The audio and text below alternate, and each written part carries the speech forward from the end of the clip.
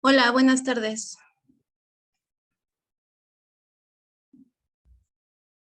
Hola Leslie, buenas tardes, ¿cómo estás? Bienvenida a la Bien, caravana. gracias.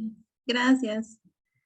Ya no debe de tardarse en conectar, Marco. Ya anda por aquí con unas pequeñas fallas técnicas, pero ya está casi listo. Sí, Ujú. muy bien. Hola doctora, ¿cómo está? Ay, disculpen, buenas tardes. Buenas tardes. Buenas tardes, doctora. ¿Ya se logró? Ya casi, ya estamos casi listos.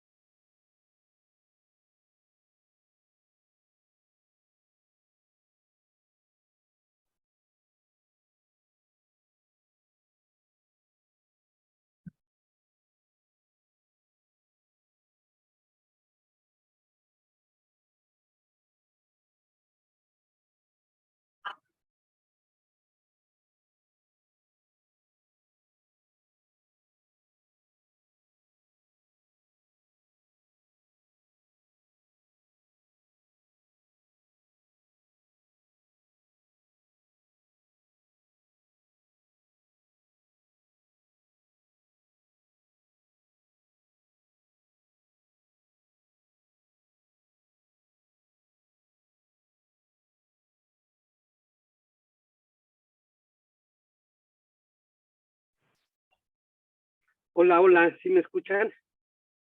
Sí, Marquiño, te escuchamos bien. Sí, sí se escucha. Sí, Hola, Nomás no te hola, vemos. hola, pero no me ven.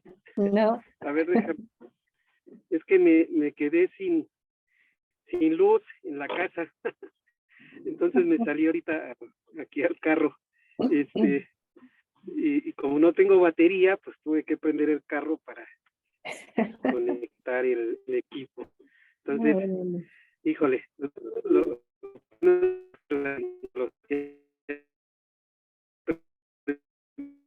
ya no te muchas escuchamos, se te cosas, entrecorta. así es que, pues, ya no me escuchan.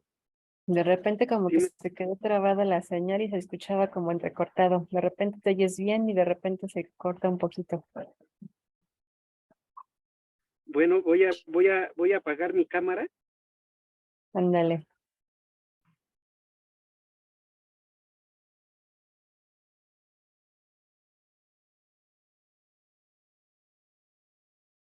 Pero más bien apagaste tu micrófono, no tu cámara, porque ya no te oímos. Ya me escuchan ya. Ahora sí. Bueno, pues pues bienvenidos todos a la reunión semanal de la caravana de la ciencia. Pues una disculpa, nos quedamos sin luz, sin corriente eléctrica y pues bueno, rápidamente Cami, mi hija, nos ayudó a hacer el enlace. Muchas gracias, Cami. Nina, una disculpa y pues bienvenida, muchas gracias por aceptar. Y bueno, pues vamos a dar inicio a la sesión. Y en esta sesión tenemos el gusto de contar con la maestra Nina Leslie, que nos va a hablar, quien es bióloga de formación por la UNAM, también trabajó y estudió la maestría en ciencias ahí y actualmente se encuentra en el Hospital Infantil de México, Federico Gómez, realizando su tesis de doctorado con un modelo de embrionaria diabética en rata. Así es que, además, pues hoy nos va a hablar de un tema bien importante y bien interesante, que es el azúcar, la droga social más consumida durante el embarazo. Así es que, pues muchas gracias por aceptar, disculpa lo tropezado que ha sido esto, muchas gracias por aceptar, Leslie, y muchas gracias a Alejandra, tu tutora, también por presentarnos contigo, y pues iniciamos cuando quieras. Sí, muchas gracias. No hay problema. Pues ya sabemos que hay imponderables, ¿no? Entonces, aquí andamos y gracias a ustedes por generar estos espacios de divulgación, ¿no? Que son tan importantes. Y bueno, pues, voy a compartir. Vamos a empezar con este proceso. Bueno, como ya les comentó el doctor Marco, yo voy a abordar un tema que es de suma importancia actualmente, ya que engloba una patología que pues está afectando actualmente a muchísima gente, ¿no? A nivel mundial. Y bueno, empecemos por definir si realmente el azúcar es una droga. Existen muchas evidencias en modelos experimentales que sí ponen en evidencia que el azúcar puede ser una sustancia que cause una grave adicción. Para poder clasificar este tipo de sustancias adictivas, existe una serie de procesos que deben ocurrir en el individuo que lo consume para poder denominarlo como eso, ¿no? Como una adicción. Y bueno, en ratones de laboratorio, se ha observado que se cumplen estas tres características o estos tres etapas para que el individuo pueda volverse adicto al azúcar. La primera viene siendo lo que se conoce como bingering o los momentos de atracones. En esta primera fase se da el consumo de la droga, un alto consumo de la droga en una sola oportunidad. Y entonces aquí se pasa de hablar de una droga de uso a hablar de una droga de abuso. También en esta etapa se da lo que se conoce como escalamiento, y esto tiene que ver con un aumento progresivo de la cantidad de la sustancia ingerida, de la droga. También se caracteriza porque el individuo siente mucha energía, hay una hipermotricidad, se siente con ganas de hacer muchas cosas, hiperactivo. Y bueno, esto da paso a la segunda etapa que se conoce como dependencia. En esta parte vamos a observar el síndrome de abstinencia, que son esos lapsos en donde el individuo no está ingiriendo la sustancia adictiva y entonces tiene esa necesidad, ¿verdad?, de buscar en lo que lo hace sentir bien. Y en este momento, cuando ya existe esa codependencia en la sustancia, vamos a entrar a la etapa de craving. Esto se traduce como antojo, pero estamos hablando de ese deseo imperioso del individuo por la droga, y también existen periodos de recaída, ¿no? En donde se sabe, bueno, esto ya es más conscientemente, que no nos hace bien esa sustancia es dañina para nuestra salud, planeamos dejarla, pero inevitablemente volvemos a consumirla, ¿no? Y cada vez en proporciones mayores. Todo este proceso de adicción está asociado a la producción de dopamina, y esto es porque las sustancias adictivas activan centros de recompensa cerebrales. Yo consumo la droga, libero dopamina y me siento excelente. Entonces, en ese momento, nuestro cuerpo está asociando el consumo de la droga a un estado de bienestar, y es por eso que se empieza a necesitar la droga, pero lamentablemente, pues hay un momento en el que el consumo, el alto consumo de la sustancia, por más que se consuma, no va a generar la dopamina suficiente para hacernos sentir bien, ¿no? Como al principio, cuando no necesitábamos tanto la droga. Es por eso que en ese momento, pues ya se está hablando de que la sustancia es adictiva, y sí, como les mencionaba, en modelos experimentales sí se ha observado este ciclo, y también en tomografías humanas se ha observado que se prenden o se encienden los mismos centros de recompensa cerebrales que los que son encendidos por drogas ilícitas, ¿no? Y pues aquí cae el gran problema del azúcar, que pues el azúcar es de libre consumo, ¿no? O sea, ni siquiera se habla de que haya algún problema. Obviamente a nivel industrial y económico es una derrama económica grandísima, y difícilmente, si no es a través de nuestra conciencia como individuos, vamos a bajar ese abuso en esta sustancia adictiva, como mencionaba. Y bueno, en segunda es importante también definir qué es el azúcar, ¿no? Porque el azúcar engloba muchas veces una idea equivocada del tipo de sustancia que estamos consumiendo. Porque cuando yo digo azúcar, puedo estar hablando de la sustancia cristalina que le ponemos a nuestro café.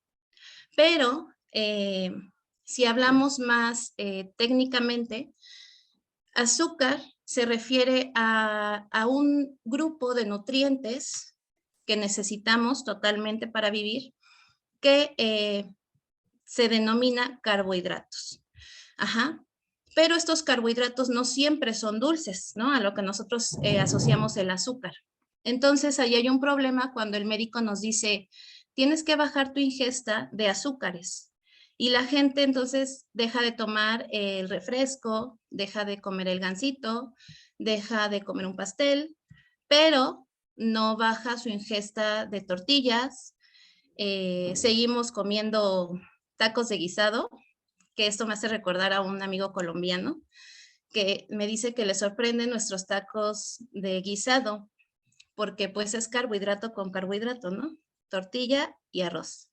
Es algo que está sumamente arraigado en nuestra nutrición, es cultural, y por eso es que tenemos tantos problemas con el azúcar.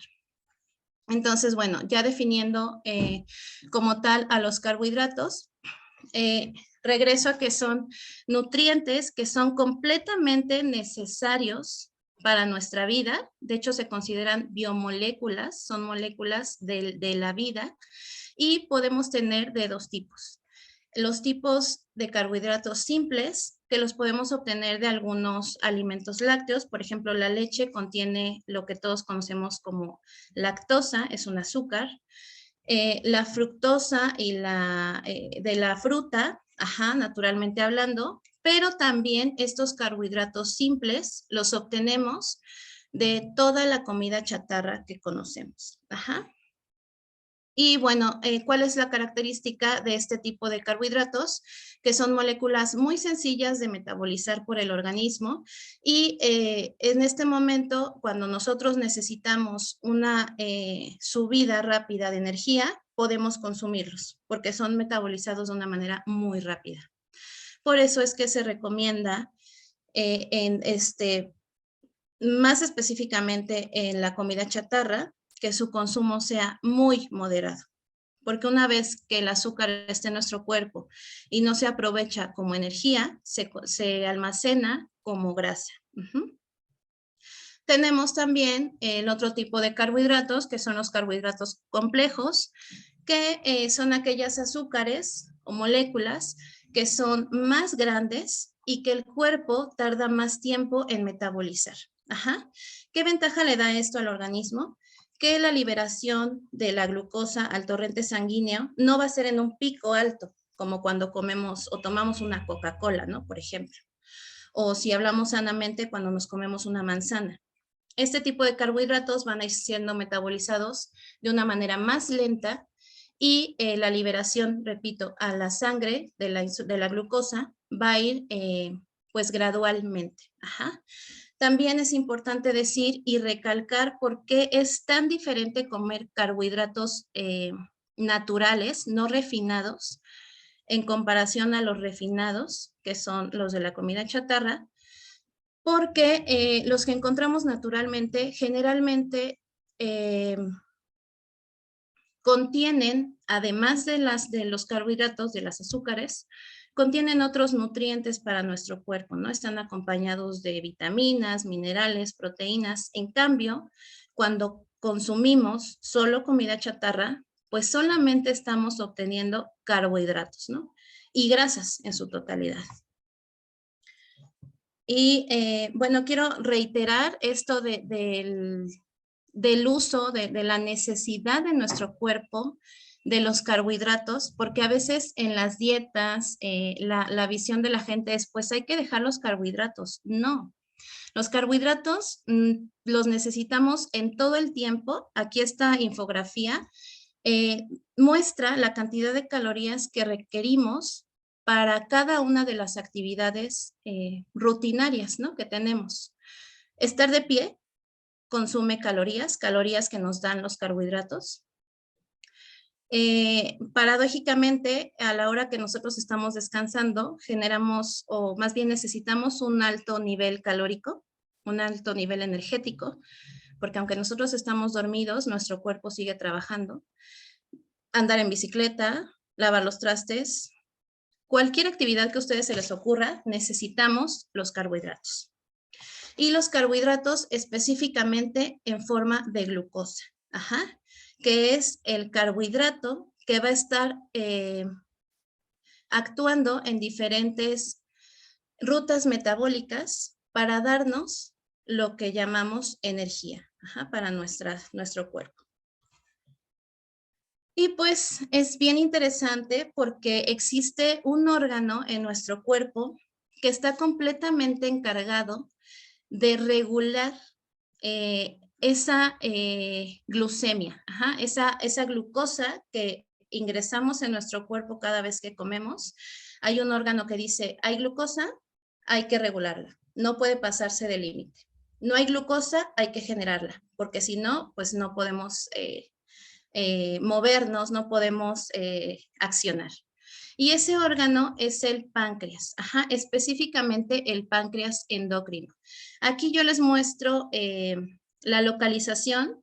Se me hizo muy interesante porque el páncreas tiene una actividad dual, ajá. El páncreas está justamente abajo y atrás del estómago y justo arriba de la parte duodenal del intestino. Esto es porque el páncreas, la parte del páncreas exócrina, libera enzimas que ayudan a nuestro estómago y nuestro intestino a llevar la digestión y la absorción de nutrientes. Pero hay otra parte del páncreas que se denomina endocrino, en donde se liberan precisamente estas hormonas que son encargadas de regular la glucosa en nuestra sangre. Todas estas hormonas son liberadas en los islotes de Langerhans y existen tres tipos celulares. Las células alfa, que secretan la hormona glucagón, que es la encargada de romper el glucógeno. El glucógeno es un carbohidrato que se almacena en el hígado cuando hay demasiada glucosa en el torrente sanguíneo y no se aprovecha. Se guarda en el hígado en forma de glucógeno y también propicia a que haya una producción de tejido adiposo, ¿no? Un aumento de grasa. Están las células beta pancreáticas, que secretan la hormona insulina, que esta hormona, a diferencia del glucagón, que genera una formación de glucosa, cuando se acciona, esto no lo dije, cuando entra en acción el glucagón, se rompe el glucógeno y se libera glucosa al torrente sanguíneo. O sea, esto es cuando no hay poca glucosa en el torrente, entra el glucógeno, se rompe y tenemos glucosa. En cambio, cuando se libera la insulina, es porque hay mucho o se pasa un umbral de glucosa en el torrente sanguíneo y dice el cuerpo, ¿sabes qué? Necesito ingresar glucosa a las células para metabolizar y hacer energía. Ese paso del torrente sanguíneo a las células, a los tejidos de la glucosa, se llama insulina. Y también están las células delta, y esto es bien padre porque el páncreas se autorregula, ¿no? Porque estas células delta secretan otra hormona que se llama somatostatina, y esta hormona está encargada de regular la secreción tanto del glucagón como de la insulina. La verdad, esta parte es muy interesante, es un órgano pues súper importante en estas patologías que están asociadas a la concentración de glucosa sanguínea, y es muy padre, ¿no? Este estudio. Y bueno, a grandes rasgos, ¿no? Lo que ya les había comentado, todo el metabolismo de los carbohidratos inicia una vez que nosotros ingerimos el alimento.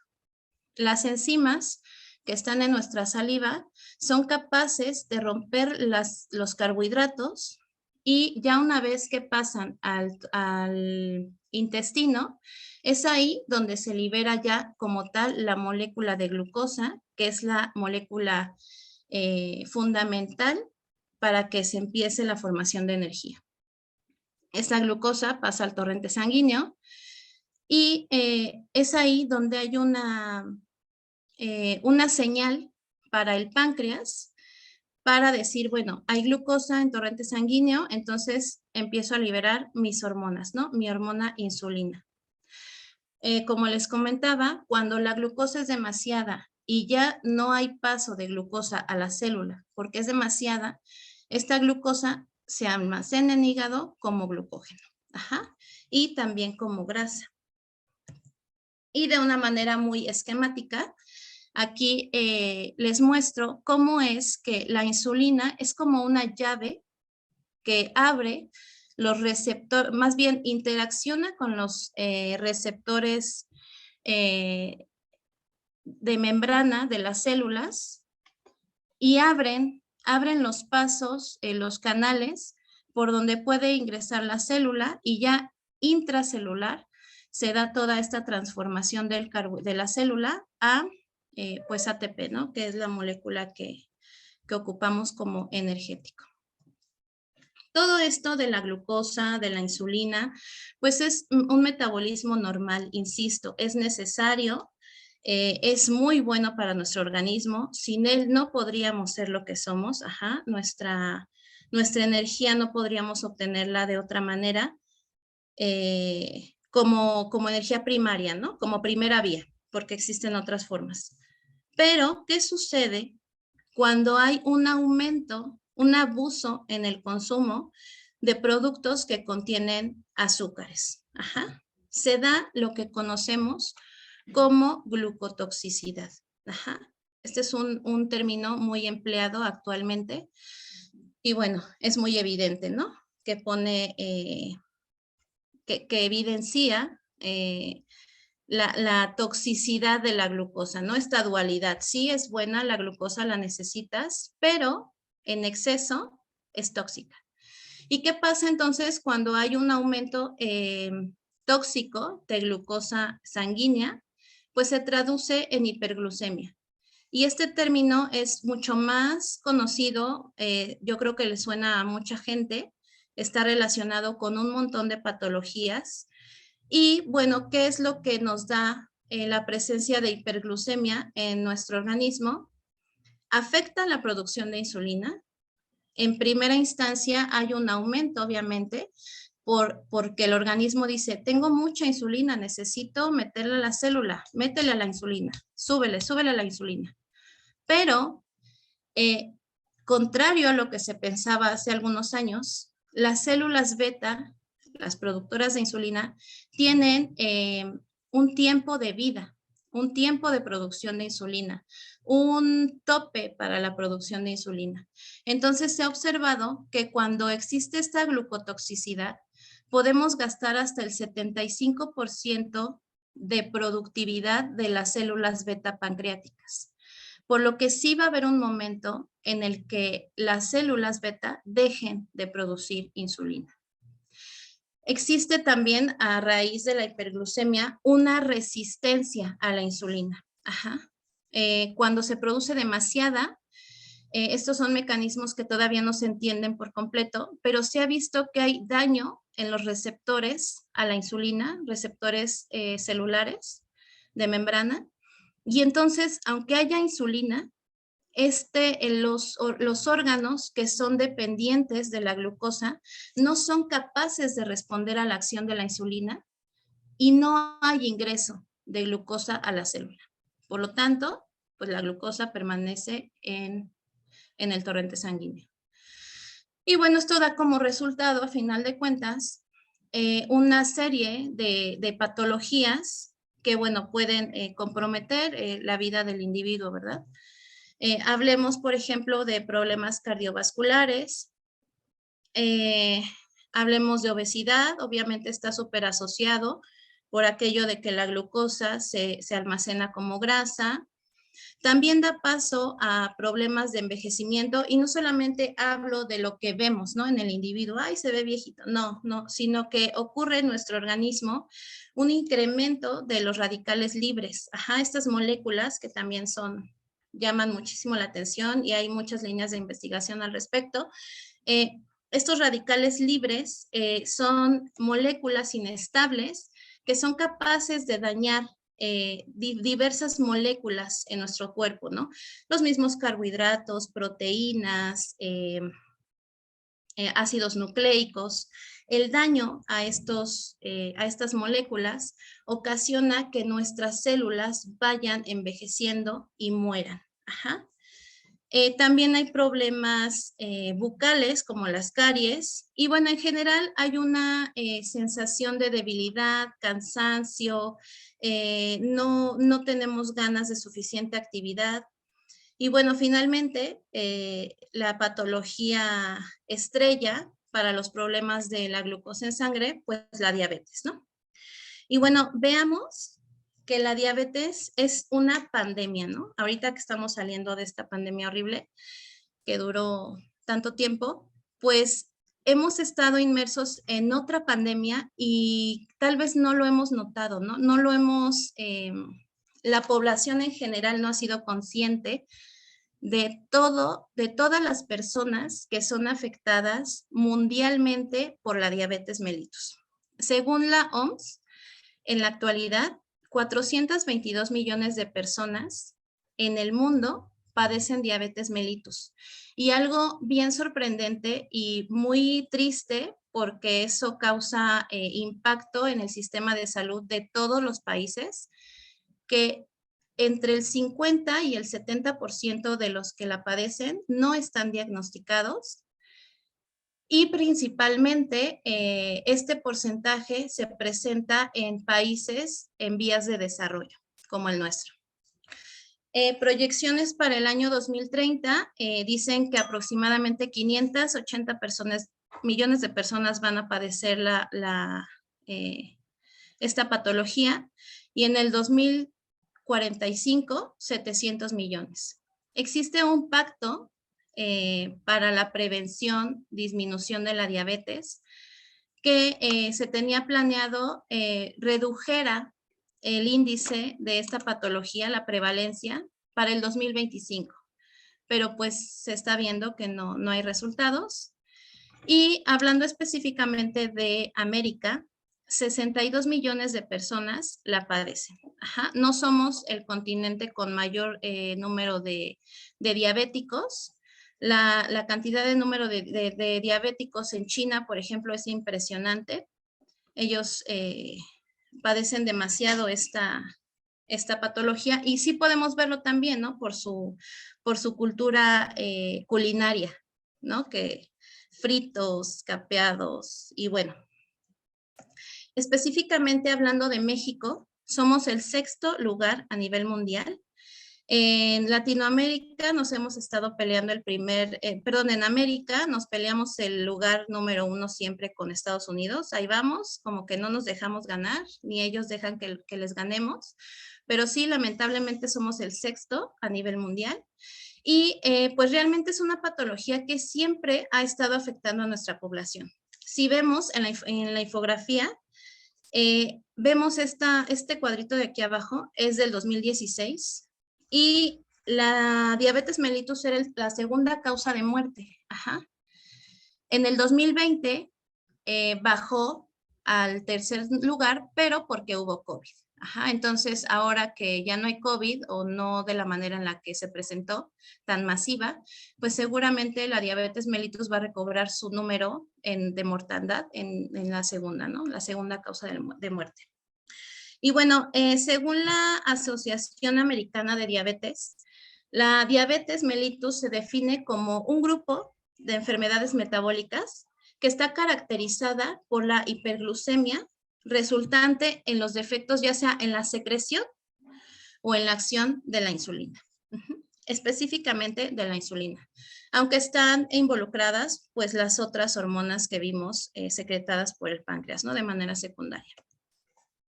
Esta patología, dependiendo de su origen, tiene una clasificación y, por ejemplo, tenemos a la tipo 1, que anteriormente, de manera errónea, se le conocía como la diabetes infantil, diabetes del niño, y también se le conoce como diabetes insulinodependiente. Aquí, el problema es un problema autoinmune.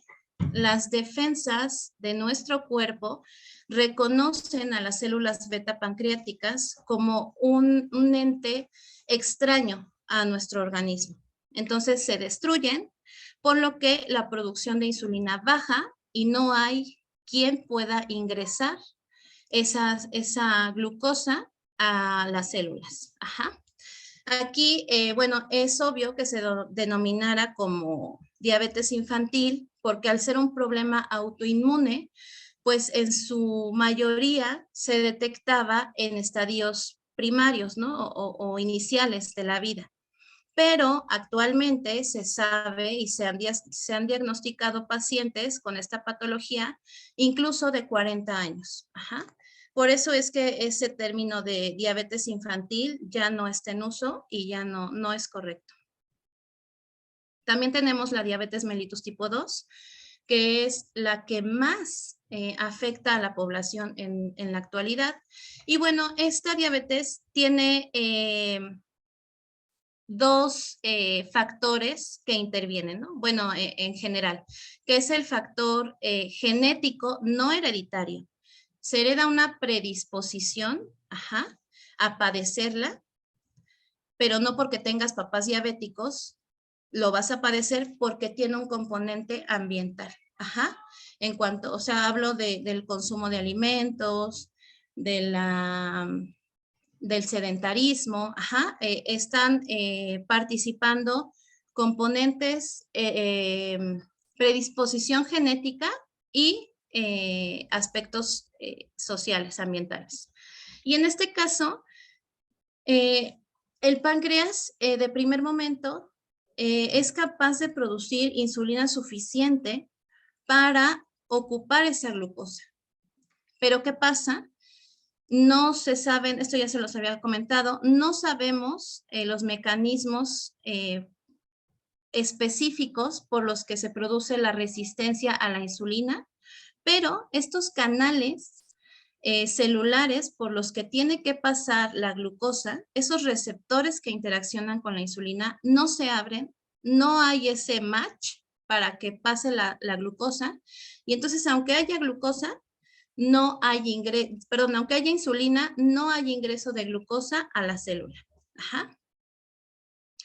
También tenemos, por ejemplo, la diabetes tipo MODY. Esta diabetes sí es hereditaria. Hasta el momento se han detectado seis mutaciones genéticas asociadas a MODY.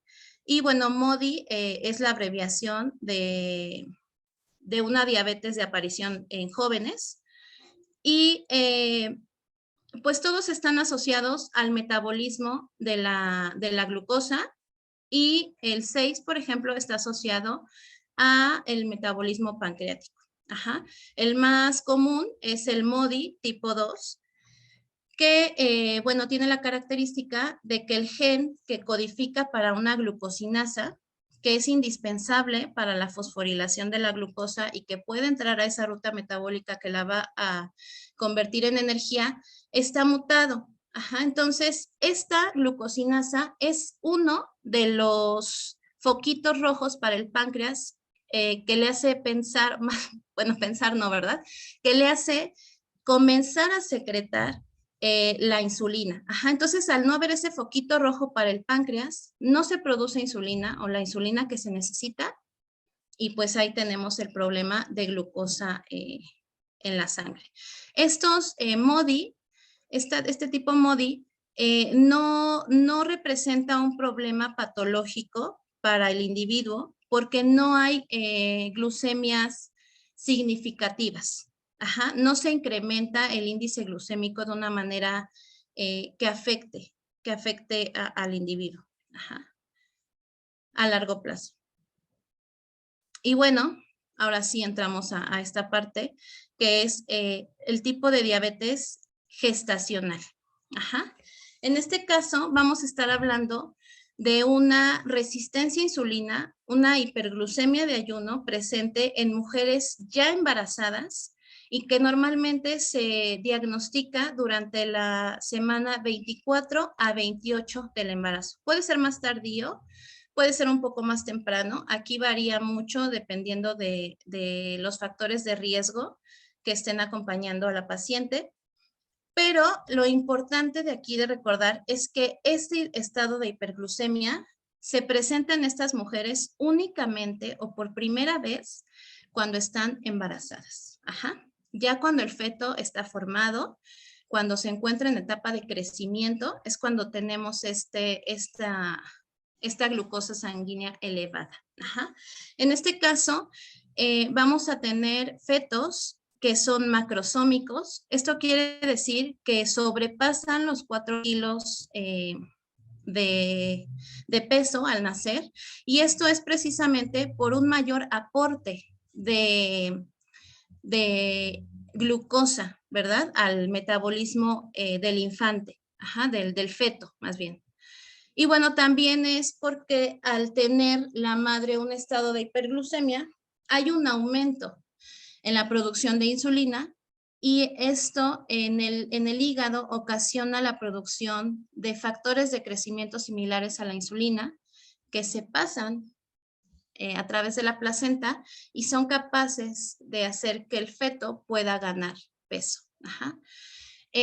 Se observa que estos recién nacidos en su etapa adulta son más propensos que niños que no convivieron con diabetes mellitus gestacional a padecer diabetes mellitus tipo 2 y a ser obesos. Y las madres que padecen esta diabetes mellitus gestacional, si bien al finalizar la gestación vuelven a ser normoglucémicas, la mayoría, también muestran una mayor tendencia a padecer diabetes mellitus tipo 2 en el futuro. ¿Cuáles son los factores de riesgo que se han asociado a este tipo de diabetes? Bueno, mujeres que son obesas francas, o sea, ya tienen una morbilidad, son mórbidas, ¿no? Obesas mórbidas, enfermas.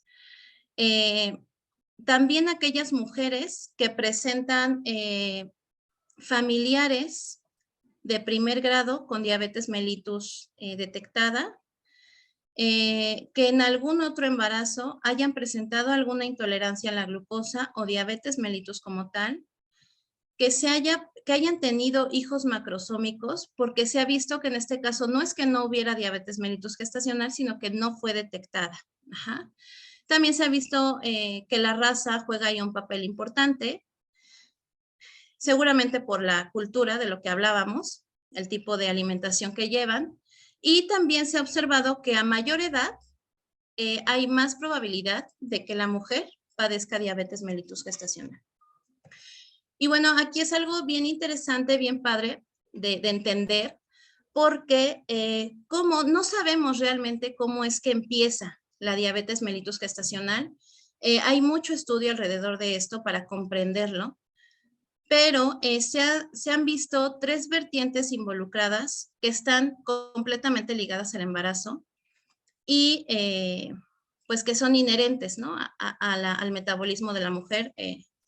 Y uno de ellos es la formación o la secreción de hormonas que son antagónicas a la insulina. Ajá, que son propias del embarazo, como el lactógeno placentario, la prolactina, otros que son normales en el cuerpo, pero que incrementan cuando la mujer está embarazada, como el cortisol y los estrógenos, la progesterona, y también existen insulinasas placentarias, ¿no? Entonces, pues esta parte, hay autores que señalan a la gestación como un estado diabetogénico, ajá, o sea, que generan un estado de diabetes, o no propiamente de diabetes, llamémoslo un estado de resistencia a la insulina. ¿Por qué? Porque al necesitar la mujer más energía para poder formar un nuevo ser, esa necesidad de energía nos va a llevar a que haya más glucosa disponible, por lo que hay un aumento en la insulina, y también se ha visto que hay una resistencia a ella, ajá, debido a estas hormonas. Entonces, también podemos ver, por ejemplo, que aspectos metabólicos maternos están involucrados, como los islotes pancreáticos, ¿no? Estos islotes pancreáticos, los de las células que producen las hormonas encargadas de controlar la glucosa sanguínea, sufren hiperplasia e hipertrofia. Esto es porque están trabajando a todo lo que da, ajá, y entonces obviamente hay una modificación de esas células.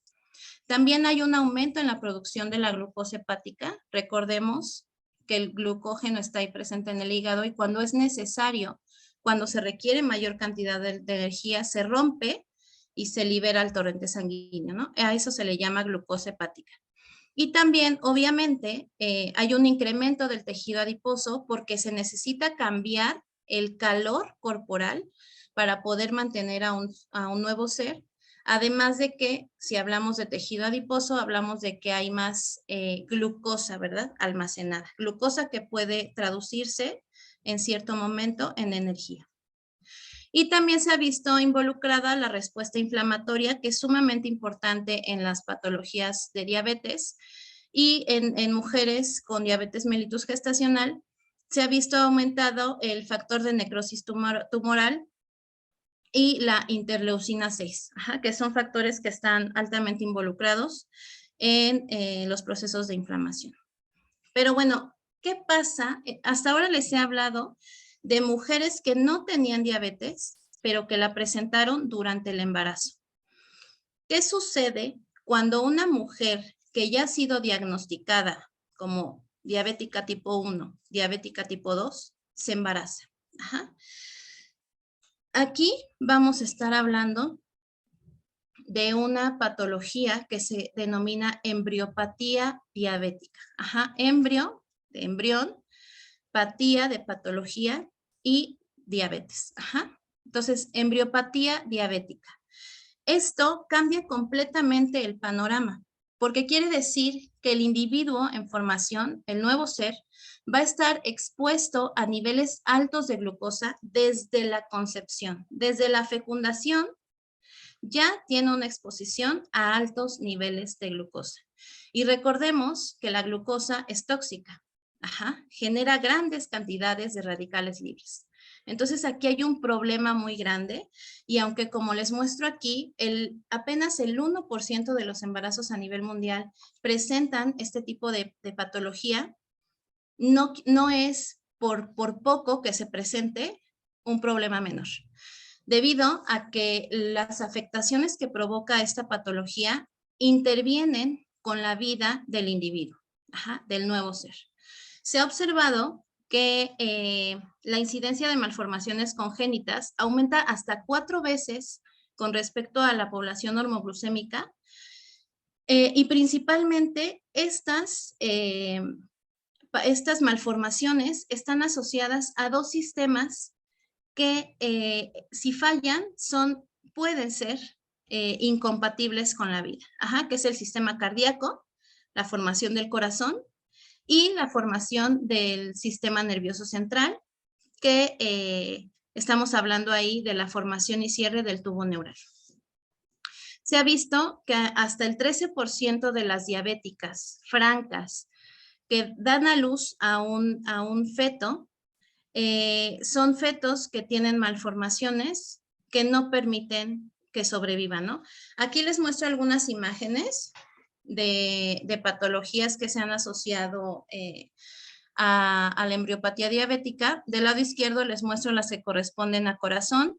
Se han visto ventrículos hipoplásicos, transposición de las grandes arterias, interrupción del arco aórtico. Y del lado derecho les muestro las asociadas a tubo neural o a sistema nervioso central, que es ventriculomegalia bilateral, cráneo asimétrico, rasquisquisis, que es un superlativo de la espina bífida, e hidrocefalia severa. Aquí estos son algunos ejemplos, pero hay otras malformaciones que también se han observado. Y bueno, ¿cómo es que nosotros estamos estudiando esto? ¿No? O sea, ¿cuál se piensa que es el origen de este daño al embrión? Hay varias vertientes. La más estudiada y la que más esfuerzo se ha puesto es precisamente lo que ya les había mencionado, que es un aumento en el estrés oxidativo. ¿Y qué es este estrés oxidativo? Es el aumento de radicales libres, especies reactivas de oxígeno, especies reactivas de nitrógeno, que como en algún momento les comenté, son capaces de dañar las células, ya que al ser tan inestable, estas moléculas buscan precisamente esa estabilidad, pero lo único que hacen al juntarse con una molécula estable es que crean reacciones en cadena que desestabilizan a la célula completamente. Y entonces se da ese estrés oxidativo en la célula.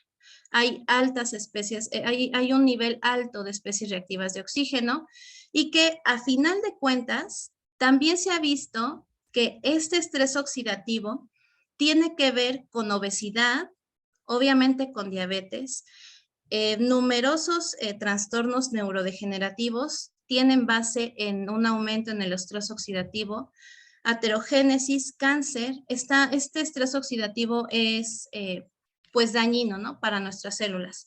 Nosotros endógenamente tenemos sistemas de protección, sistemas antioxidantes, por mencionar algunos y los más analizados, las enzimas catalasa, superóxido dismutasa, glutatión, son capaces de neutralizar estos radicales libres siempre y cuando no sobrepasen los niveles, ¿no? O sea, hay un momento en el que la célula se ve rebasada y pues ya no hay nada que hacer. Perdón que Y te bueno, interrumpa, Leslie. Para los que no somos médicos, ¿qué es la aterogénesis?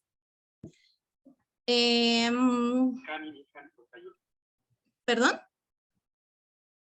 Sí, ¿cuál es para los que no somos médicos? Es que escuché que alguien había hablado, pero no A lo mejor fue un ruido de fondo por ahí, algún micrófono que a lo mejor esté abierto. Pero sí, yo no me preguntaba por la aterogénesis, porque todos los demás, pues sí, todo el mundo lo conocemos, pero ese término nunca lo había escuchado.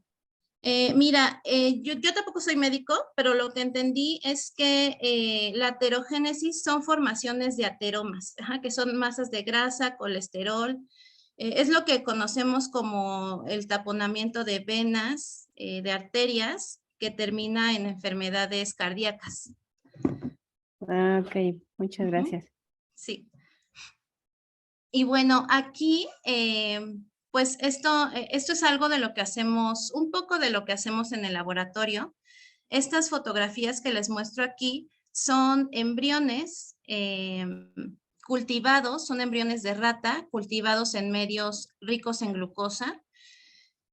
Nosotros tenemos esta base que a mayor hiperglucemia hay un aumento en el estrés oxidativo y una baja en la defensa antioxidante, ¿no? Entonces, en el laboratorio se han probado diferentes sustancias de tipo antioxidante y vemos si son capaces de contrarrestar los efectos de la glucotoxicidad en el desarrollo embrionario. Entonces, el número 1 corresponde a un embrión de 10 días cultivado por 24 horas en un medio normoglucémico.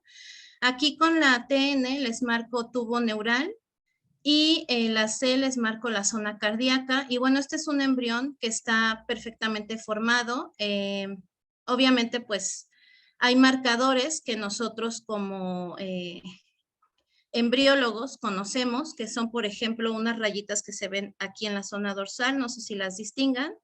Estos son estructuras que se denominan somitas y que en cierto estadio del desarrollo sirven como un indicativo de daño, ¿no? Precisamente en el desarrollo.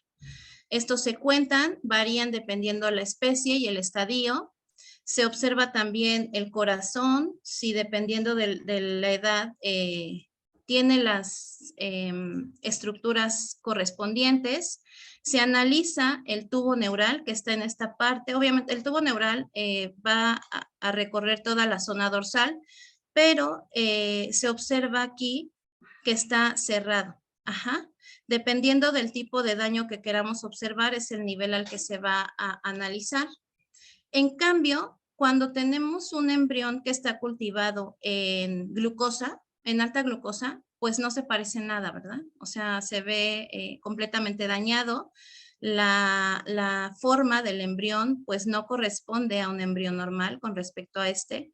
Esta parte de aquí, esta como zanja que se ve en esta parte, es precisamente el tubo neural que aún no está cerrado. Y por la edad del embrión, pues ya debería de estar pues como este, ¿no? Cerrado. El corazón, pues se ve un poco fuera de lugar. Aquí los somitas fue imposible contarlos. Y entonces en este tipo de modelos nos damos cuenta que realmente la glucosa sí daña al embrión. El ver este embrión así no significa que no vaya a ser viable, que no se vaya a dar. A veces se habla en estos temas de retrasos en el desarrollo. Ajá. Y solamente que no porque sí se dé el embrión quiere decir que va a estar óptimo y en excelentes condiciones.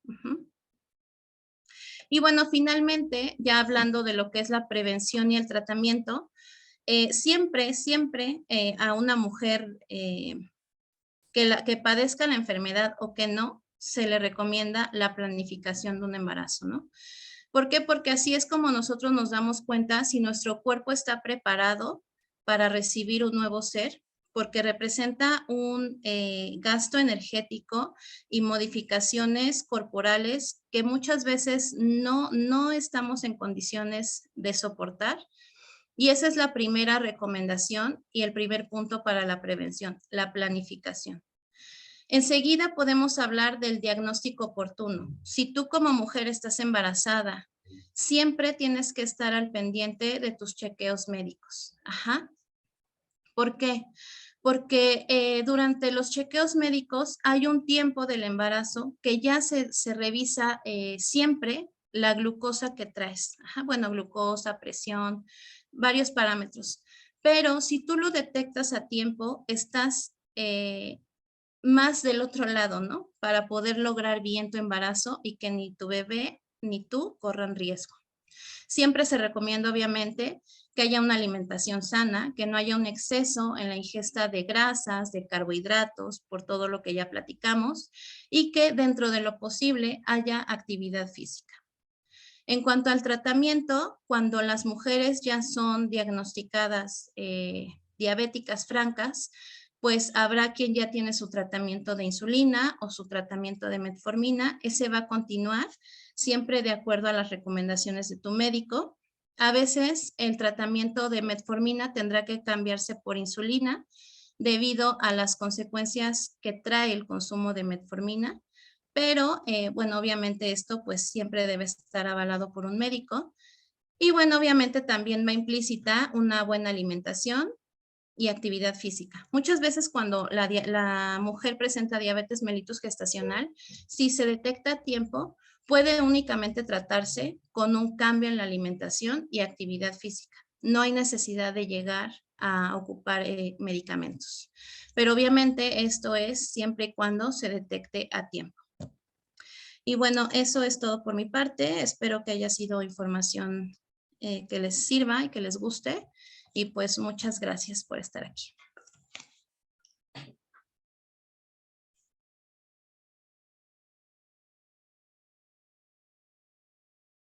Muchas gracias, Leslie. Muy interesante la plática. A ver si por aquí ya se pudo conectar Marco. Si no, pues mientras yo te voy a abordar con una preguntita. Bueno, un par de preguntitas, si no Sí. tienes inconveniente. No, claro que no, adelante. Ujú. Ahorita, bueno, obviamente fue una plática muy interesante y donde le surgen a uno un montón de dudas, ¿no? Porque no nada más el azúcar no nada más afecta en el embarazo, sino pues a cualquier persona. Ahora sí que creo que los niños son los únicos que entre comillas se salvan, porque también he escuchado que también luego les padecen ellos también de diabetes, ¿no? Son la minoría, pero tampoco están exentos. Entonces, digo, por eso digo que en el embarazo es en este caso en particular, pero realmente pues es para todos, ¿no? Que todo el mundo tiene que tener cuidado con la dieta. Y Exacto. ahí es donde me surge la duda. ¿Qué cantidad en la sangre, o qué cantidad de glucosa en la sangre ya se considera tóxica? Cuando hay, ¿qué nivel o cuántos Bueno, niveles? un nivel óptimo de glucosa es hasta 80 miligramos sobre decilitro de sangre. Ajá. Existen parámetros que van desde, digamos, 70, 80, está bien. Cuando ya las personas están consideradas diabéticas francas, sus niveles son por arriba de los 120 miligramos sobre decilitro. Puede variar un poco. Hay quienes te pueden decir 100, 110, pero cuadrémoslo en 120. ¿Por qué?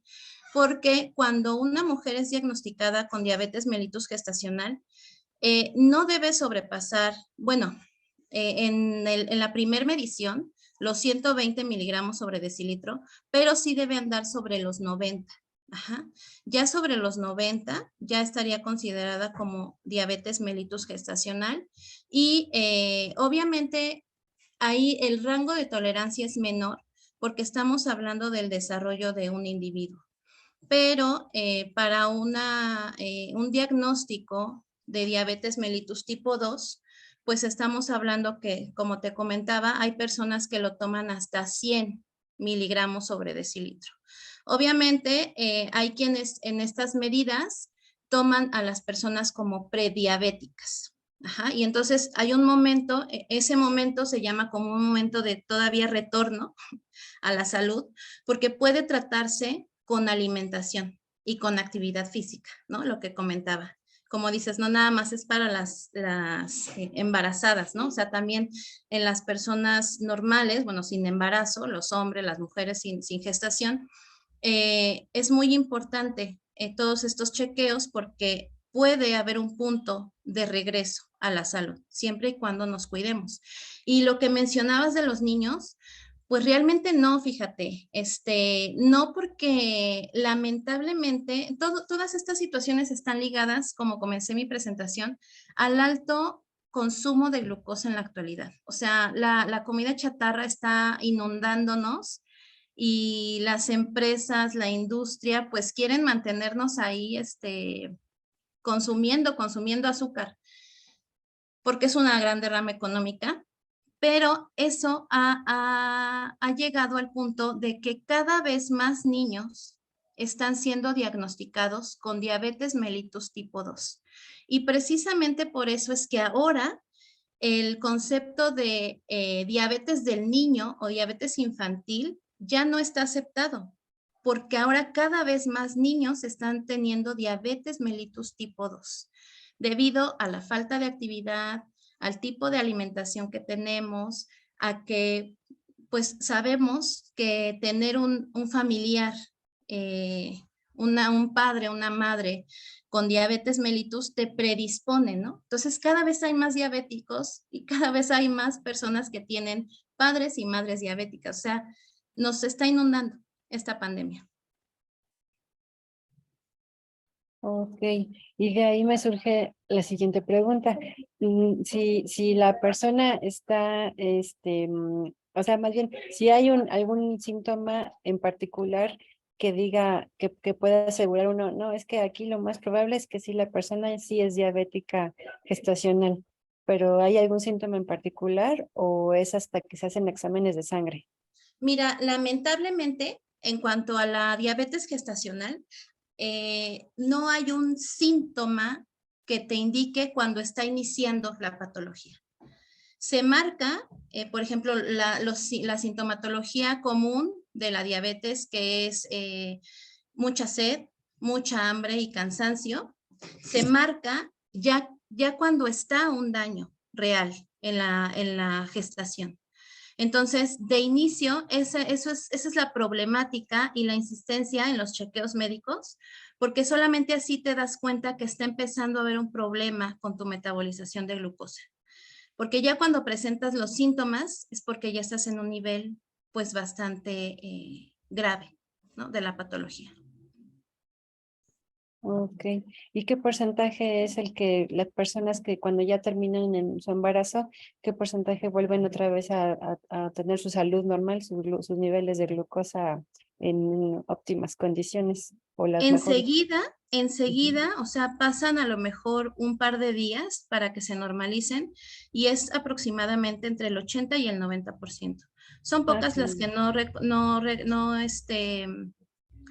recuperan su normoglucemia. Pero recordemos que quienes lo han padecido sí aumentan su factor de riesgo para padecer tipo 2 en un futuro.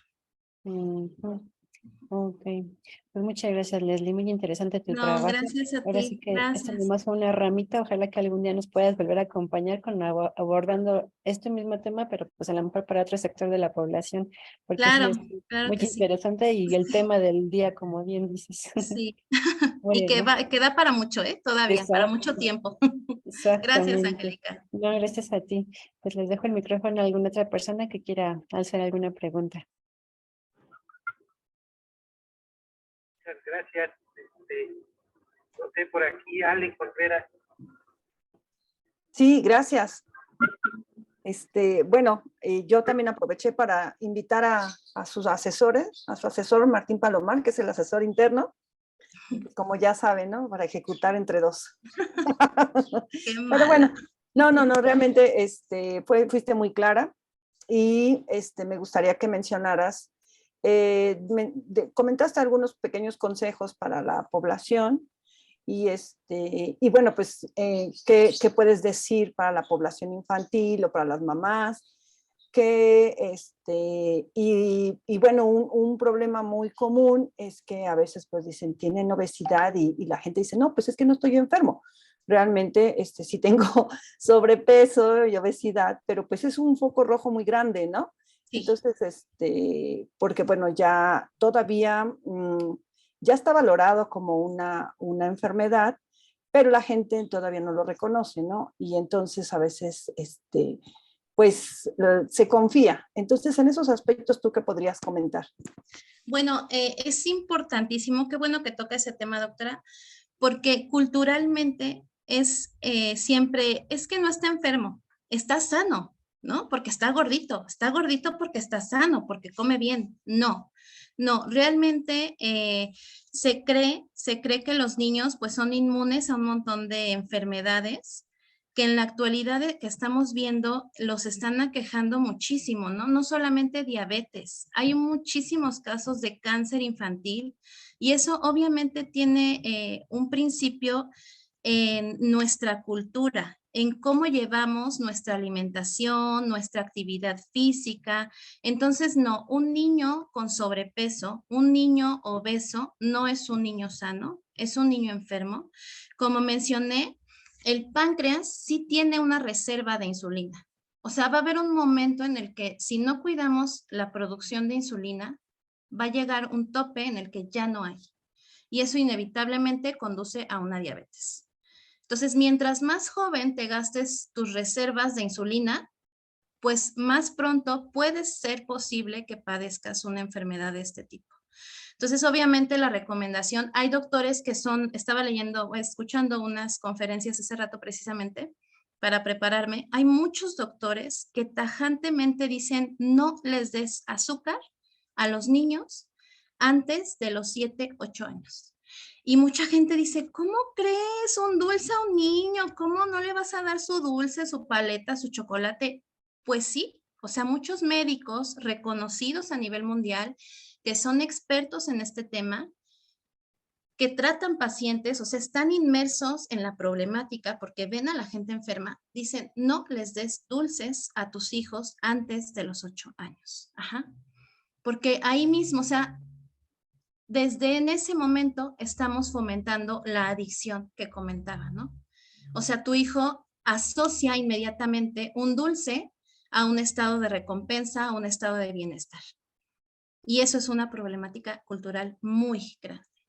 Este tipo de patologías están completamente asociados a nuestra cultura, a nuestra ideología. Y sí hay que corregirlo mucho. Y si no, repito, un niño con sobrepeso, con obesidad, no es sano. Es un niño enfermo que hay que cuidar y que hay que curar y pues llévenlos al médico porque hay muchos planes alimenticios, hay ahora un montón de cosas que se proponen para que los niños puedan salir, ¿no? De ese problema. Muchas veces también, digo, a lo mejor me estoy saliendo completamente del tema, pero qué diferencia con las generaciones anteriores cuando salían en sus bicis, salían a correr, salían a jugar y ahora pues ya no, por nuestro tipo de vida, pues el niño se tiene que quedar en la casa a jugar sus videojuegos, en la tablet, en el celular, ya no hay actividad física. Ese también es otro problema. No hay actividad física en los niños, ¿no? Simplemente es su teléfono y sentados en un sillón, acostados, y pues no hay gasto energético, ¿no? En un niño que tiene todo eso así, a flor de piel. Ese es un grave problema. Todo esto es cultural, lamentablemente, y hay que cambiarlo. Y con respecto a las mujeres que están embarazadas, pues, bueno, ya comentaste varios aspectos que son importantes remarcar. Y pues bueno, siempre se habla, pues es que está embarazada y es antojo y pues listo, ¿no? Sube uno y cuando ya se da cuenta, pues sube uno los kilos que no debería de subir, ¿no? No son proporcionales y pues uno se justifica, ¿no? Entonces, en ese aspecto, ¿qué recomendaciones podrías, así como general? Porque normalmente se menciona, pues es que hay que comer bien, ¿no? Pero ¿qué es comer bien? ¿Realmente un adulto sabe qué es comer bien? No, no, y me resuena mucho, ¿no? Incluso a mí me lo decían también, pues es que ahora tienes que comer por 2. No, o sea, ¿cómo crees, no? Mire, en ese aspecto, pues no sabemos qué es comer bien, realmente no sabemos qué es comer bien. Estamos llevados por una cultura, por tradiciones. Bueno, ya centrándome específicamente en el peso de una mujer embarazada, hay algunos autores que mencionan que cuando una mujer se embaraza y tiene sobrepeso, puede subir hasta 13 kilos en el embarazo. Ese es su tope para subir de peso. En una mujer sana, sin sobrepeso, puede subir hasta 9 kilos en el embarazo. Perdón, es al revés. Las mujeres sanas pueden subir hasta 13 kilos y las mujeres obesas o con sobrepeso pueden subir hasta 9. Ajá. Entonces, esas son recomendaciones que pocas personas saben, que no tomamos en cuenta y que sí se escucha mucho, es que hay que comer bien, sí, pero ¿qué tipo de comida vas a consumir? ¿No? O sea, yo lo mencioné muchas veces e hice énfasis porque es muy importante, los carbohidratos no son malos, son sumamente necesarios para las funciones corporales, pero pues en cantidades adecuadas, ¿no? Y obviamente, pues aquí entra el trabajo de los nutricionistas, de los nutriólogos. A veces cuesta, ¿no? Dices, ay, ¿cómo voy a pagar? Sí, porque no sabemos comer. No sabemos comer, o sea, lo que mencionaba del taco de carbohidrato con carbohidrato, o sea, taquito de guisado de tortillita con arrocito, es súper común para nosotros y es algo, o sea, que todo el mundo consume y te pones a pensar y estás comiendo un montón de carbohidratos, ¿no? El arroz solito también lo consumimos un montón, nos encantan las papas, ¿no? En todas sus presentaciones, el plátano, nos encanta mucho lo que contiene carbohidratos. ¿Por qué? Por lo que ya comenté, ¿no? O sea, sí es una sustancia adictiva. Entonces, no, no a la pregunta, no, no sabemos qué comer. En cuestión de proporciones y eso, la verdad lo desconozco, no es mi rama, pero pues sí, invito a la población en general a que se informen, ¿no? Mucha gente, muchos expertos también, lo que recomiendan es aprender a leer las etiquetas de los alimentos, ¿no? Porque ahí viene especificado qué contiene de cada nutriente, ¿no? Cuánto contiene de cada nutriente y qué tipo de nutrientes contiene. Entonces, lamentablemente es algo que no nos dan en la primaria, no nos dan en la secundaria. Yo creo que deberían. Sería muy bueno que al menos tengamos conceptos básicos de nutrición, porque no sabemos comer bien. Y ya por último, Leslie, dentro de tus proyectos de investigación, así una embarradita de cuáles son tus objetivos y por qué te gusta el tema. Pues la verdad a mí me encantó el tema desde la primera vez que vi un embrión cultivado. Es impactante ver cómo una molécula puede hacer tanto daño a un ser, ¿no? Una molécula que consumimos diariamente, o sea, vuelvo a lo mismo, es algo que está presente en nuestras vidas y que ni siquiera pensamos y verlo, digo, yo que lo he visto tantas veces, a veces estamos viéndolo y decimos, ¡ay, qué hermoso! Y está lleno de malformaciones, ¿no? Obviamente nos referimos al embrión de ratita, que está todo malformado. Es fascinante para mí verlo. Yo hasta el momento he trabajado siempre con modelos en roedores, específicamente en ratas. He trabajado modelos in vivo en los que afectamos a la mamá en cierto punto del embarazo y dejamos que los bebés lleguen casi a término. Los obtenemos y vemos las malformaciones ya casi cuando van a nacer, ¿no? Se ven cierto tipo de cosas, pero cuando hacemos modelos in vitro, que es como la foto que les mostré en la presentación, pues ahí se puede ver, o sea, podríamos paso a paso o día a día de la gestación de la rata o de cualquier otro modelo animal, ver cómo afecta esta molécula al desarrollo del individuo. En este momento, pues estamos trabajando la expresión de microRNAs que sabemos que están involucrados en diversas patologías, en todos los procesos biológicos hemos encontrado regulación por mirnas y es justamente lo que estamos trabajando ahora. Queremos ver la expresión de estos microRNAs en embriones que fueron desarrollados de manera normal, normoglucémica, y en aquellos que se desarrollaron en madres con hiperglucemia. Ajá, eso es lo que estamos trabajando ahora. También son conceptos muy padres, ver la expresión de los genes y cómo estos son afectados por el estrés oxidativo, por todos los procesos que ya mencioné, es muy, muy interesante.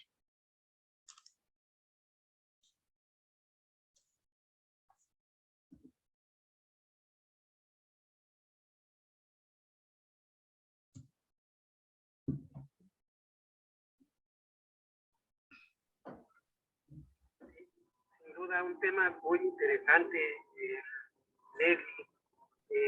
Hablas de muchas cosas, un tema para mucho tiempo, para mucho rato.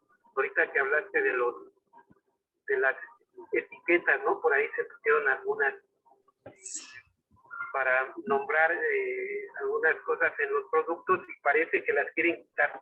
Eso también pues, es un tema muy, muy, muy grave, muy de mucha conciencia, ¿no? Y bueno, pero vamos a dejar participar a los demás. Yo recuerdo por ahí en el laboratorio que ahorita que hablaste de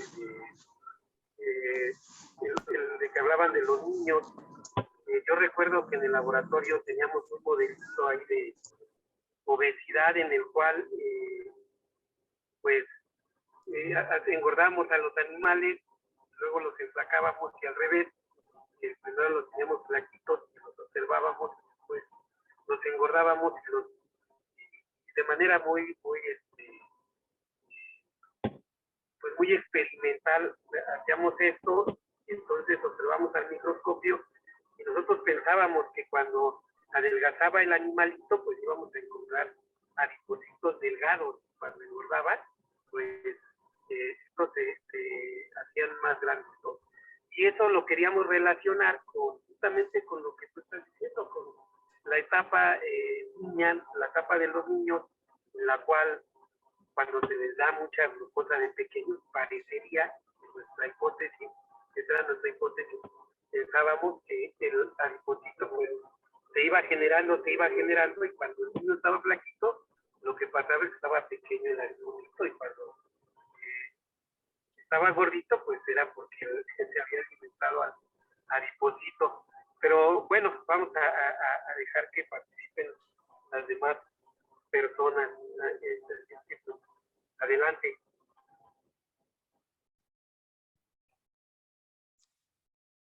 Doctor Martín Palomar, si quiere hacer una pregunta.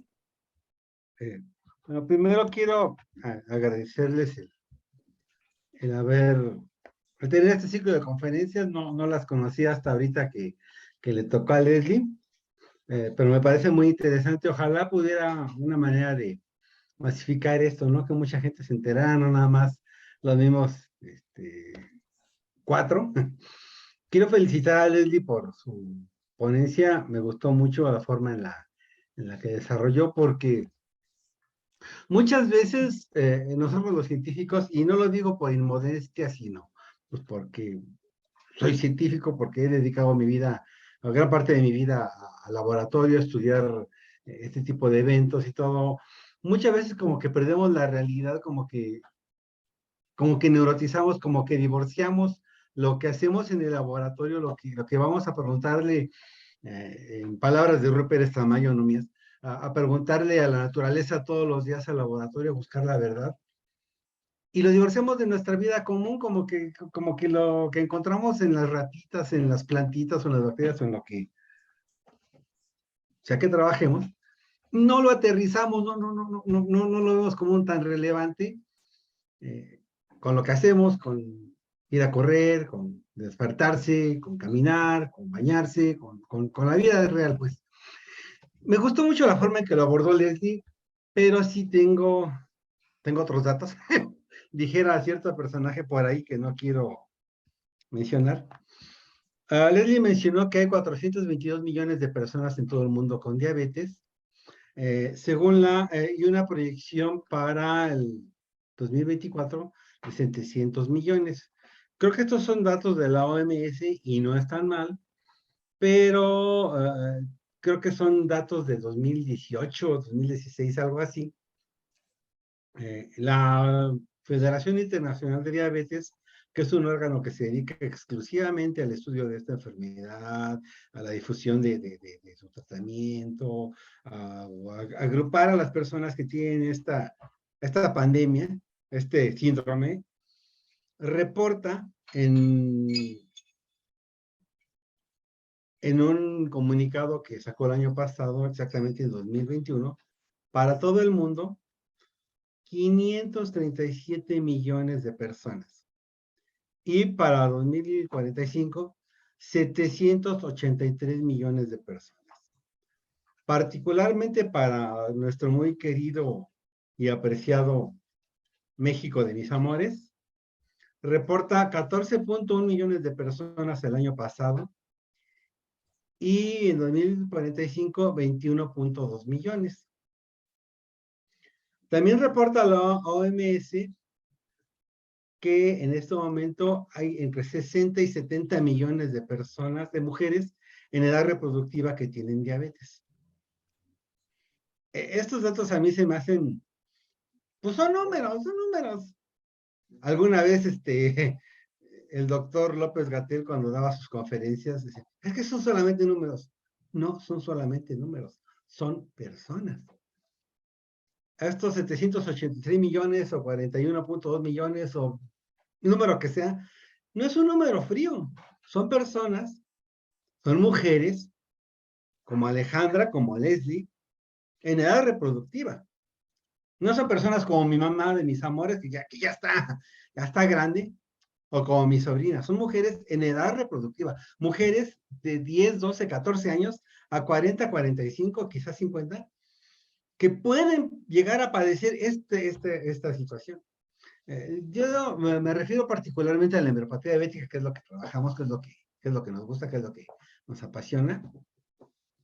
Y se me hace un número muy alto de personas, de mujeres que tienen diabetes mellitus y que el día de mañana puede que se embaracen y que presenten estas situaciones que nosotros lo vemos con embrioncitos de rata en el laboratorio, lo último que pasó Leslie, sus embrioncitos bien bonitos. Y sí, muchas veces en tono de guasa he dicho, algo mal está con nosotros, algo mal tenemos nosotros en la cabeza, porque nos emocionamos cuando vemos un embrión feo, ¡ay, qué bonito! Y que no sé qué, y ya viste, y llamamos ahora sí, como el papá que llama a todo el mundo para que vea a su hijo tocar el piano o bailar, nosotros llamamos a todo el mundo para que vean nuestros embriones feos. Pero volviendo a cómo empecé mi rollo. Esto sucede en los ratoncitos, en las ratitas, y qué padre, ¿no? Gracias a eso obtenemos grados, gracias a eso publicamos, gracias a eso tenemos dinero para seguir investigando. Pero ¿qué le pasa a las mujercitas cuando tienen esa situación? Solamente un dato por ahí, preguntaba la doctora Angélica, que no tenía el gusto. Preguntaba esta situación de las mujeres que tienen diabetes mellitus gestacional, dan a luz y se alivian. Sí, pero muchas de esas personas, vamos a suponer que Leslie hubiera tenido eso, que no lo tuvo, pero que lo hubiera tenido. ¿Cuántos años tiene tu nena? ¿Como 4 o 5? ¿7? 7. 7. Sí, Pues 7. más a mi favor. Si tú hubieras tenido diabetes mellitus gestacional, ya tendrías diabetes mellitus de tipo 2. Así es. Sí. O pronto que a lo mejor no. Como es como una ley de probabilidades, ¿no? Como una rueda de la fortuna, a lo mejor te tocaba el no. Pero lo más probable... Tendría más probabilidad, ¿no? De tenerlo. Y si quisiera tener otro bebé, ahí está el problema. ¿Y qué crees? Que bueno, tú ya estás vieja y ya vas de salida. Tu niña. Muchos de los niños de madres que tienen diabetes mellitus gestacional, cuando llegan a la edad adulta, son diabéticos. La diabetes no es contagiosa, no es COVID, no es inmunodeficiencia, no es catarro. Pues no es contagiosa.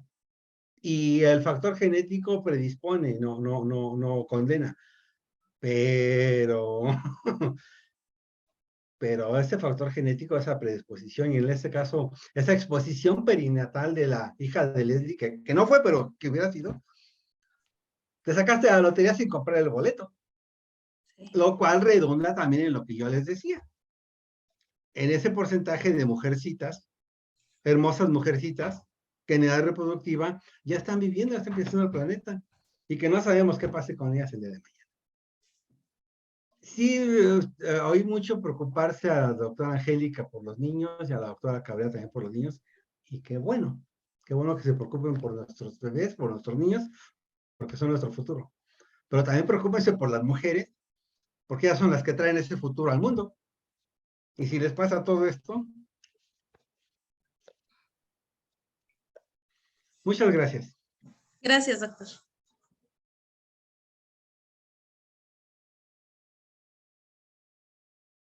Muchas gracias, doctor Martín. No sé si también el doctor Elías quiera comentar algo. Más que nada, bueno, antes que nada, buenas tardes. Buenas tardes. Quería preguntar sobre, sabemos que la glucosa, como ya nos comenté hace rato, es muy importante ya que puede causar distintos daños a distintos blancos, ¿no? Pero realmente en la actualidad ya no se toma en tanto consideración la glucosa porque sabemos que sí, tiene daños, pero ahorita están en revisión, sobre todo la FDA y muchas otras instituciones encargadas de cuestiones diabéticas, que realmente ahorita uno de los grandes problemas que hay en la humanidad es la introducción de los edulcorantes, sobre todo de la sacarina y el aspartamo. ¿Cuál es tu opinión con respecto a estos tipos de edulcorantes? Con respecto a, claro, Mira, a tu tema. ajá, mira, para serte franca, no soy experta en el tema.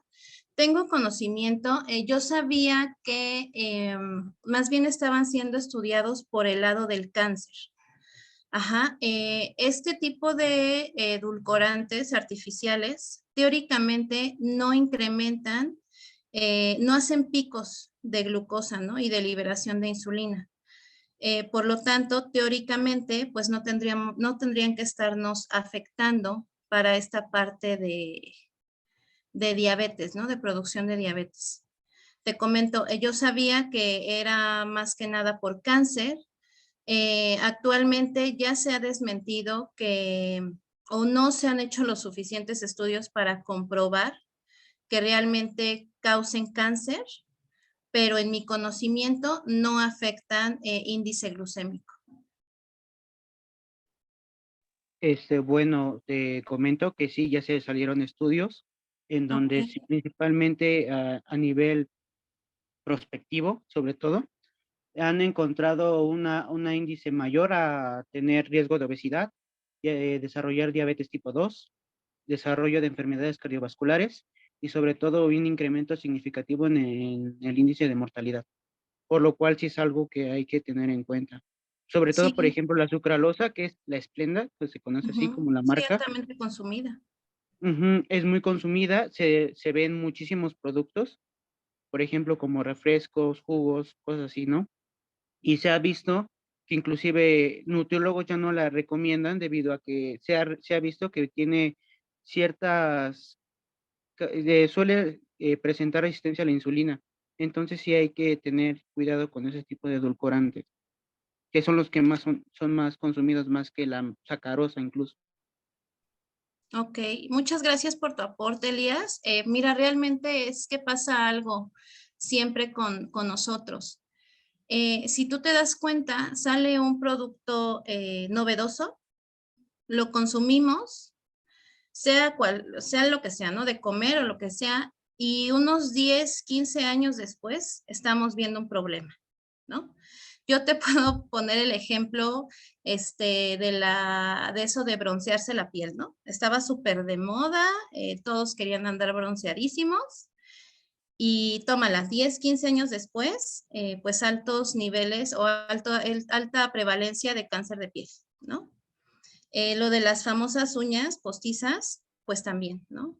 Y pues me imagino que este caso de los edulcorantes, pues va por el mismo caso, porque realmente nosotros hacemos estudios en animales para probar un producto, sea cual fuera, que salga a la venta ya para consumo humano, necesita pasar por un proceso de análisis en animales, ¿no? Porque obviamente en humanos no es ético. Hay algunos que sí lo permiten bajo consentimiento de la persona que lo va a probar, pero no todos. Entonces, nuestro metabolismo, aunque puede ser muy semejante a un animal, a un ratón, a un cerdo, a un mono, que es donde hay más investigación, a un cerdo, no sé, eh, no es igual. Ajá. Hay productos que se denominan teratógenos para humano, que en ratones no hacen nada, no son teratógenos, ¿no? Teratógeno es algo que produce malformaciones congénitas, ¿no? Durante el desarrollo. Entonces, ese es un problema, ajá, que nosotros esperamos hacer conocer datos de cierto producto en experimentos animales que no forzosamente tienen que adaptarse a lo que va a suceder en nosotros. Esa es una cosa. Y otra, que normalmente los estudios para este tipo de productos no llevan años, ¿no? O sea, a lo mejor el tratamiento es 1 o 2 años, por mucho, y eso me estoy yendo muy lejos, ¿no? Son meses de investigación, pero tú no sabes realmente si a lo largo de 10 años de consumo, eso te va a llevar a una patología, ¿no? Porque es de larga exposición. Entonces, ahí pues es algo que es difícil de subsanar, porque obviamente todos estos proyectos pues involucran un presupuesto y lo que te piden es resultados rápidos, ¿no? O sea, ya te di el dinero, sácame mi resultado, pero ya. Ese es un problema. Y es algo que pues yo no tengo en este momento una opinión de cómo podamos cambiarlo, pero definitivamente es algo que tenemos que hacer diferente.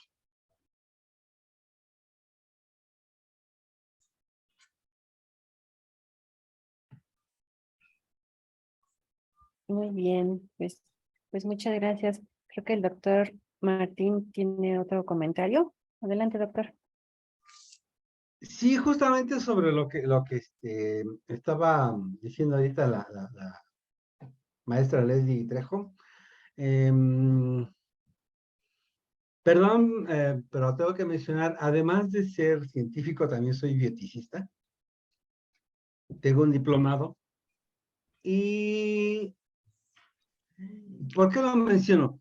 Porque alguna vez como bioticista tuve que estar enterado de esta situación de lo de los edulcorantes, de lo del aspartame y de todas estas situaciones.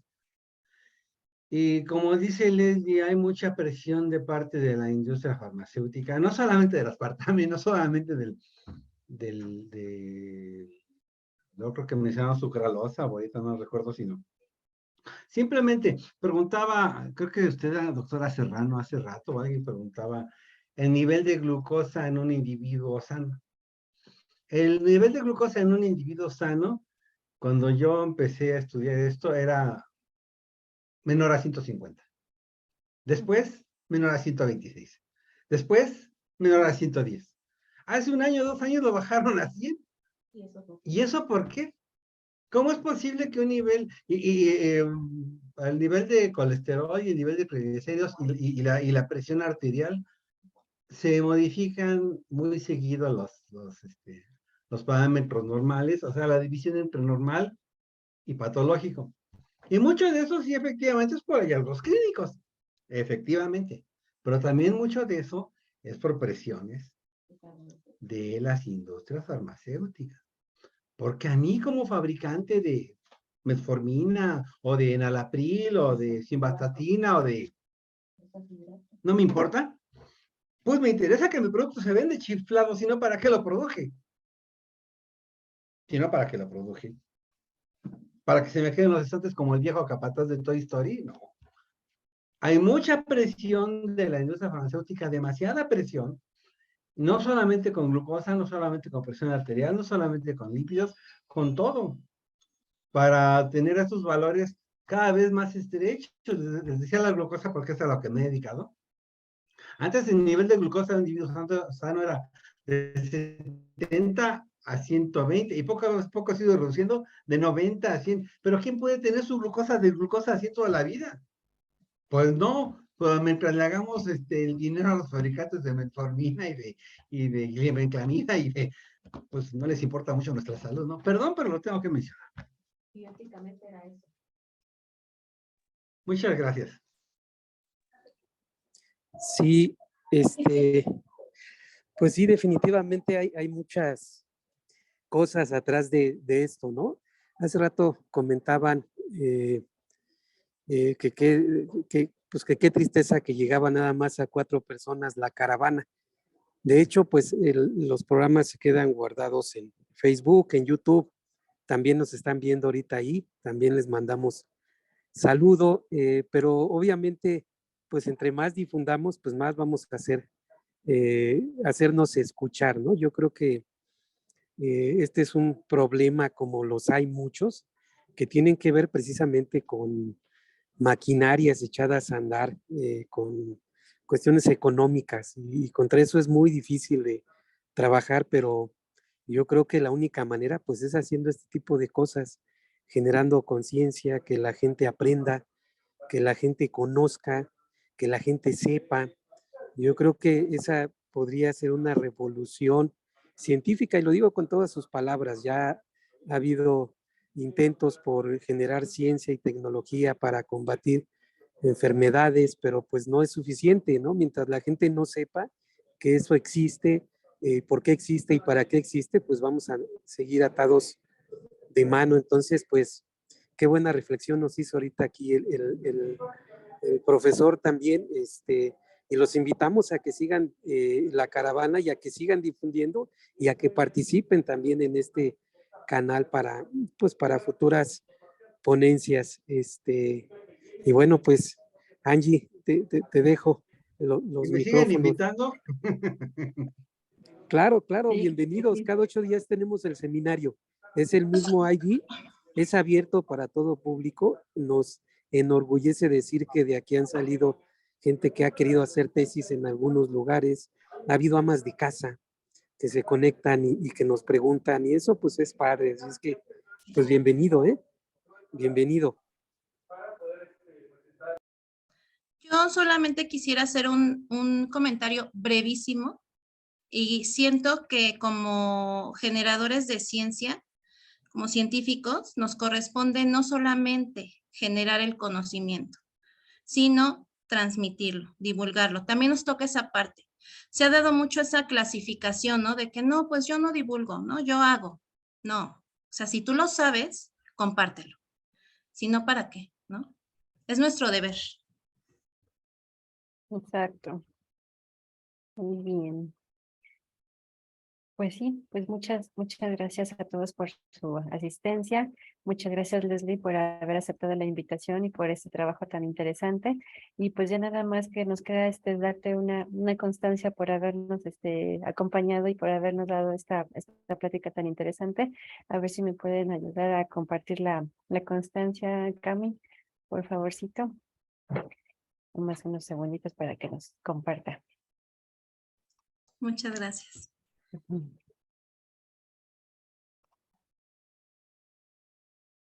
Aquí está. Bueno, entonces la Caravana de la Ciencia agradece a la maestra en Ciencias Nina Leslie Trejo González por su participación con la conferencia El azúcar, la droga social más consumida durante el embarazo. Su colaboración sin duda habrá de contribuir a la comprensión de la naturaleza a través de la ciencia y estimulará la generación de nuevos científicos. Saber más para vivir mejor. México, 10 de noviembre de 2022.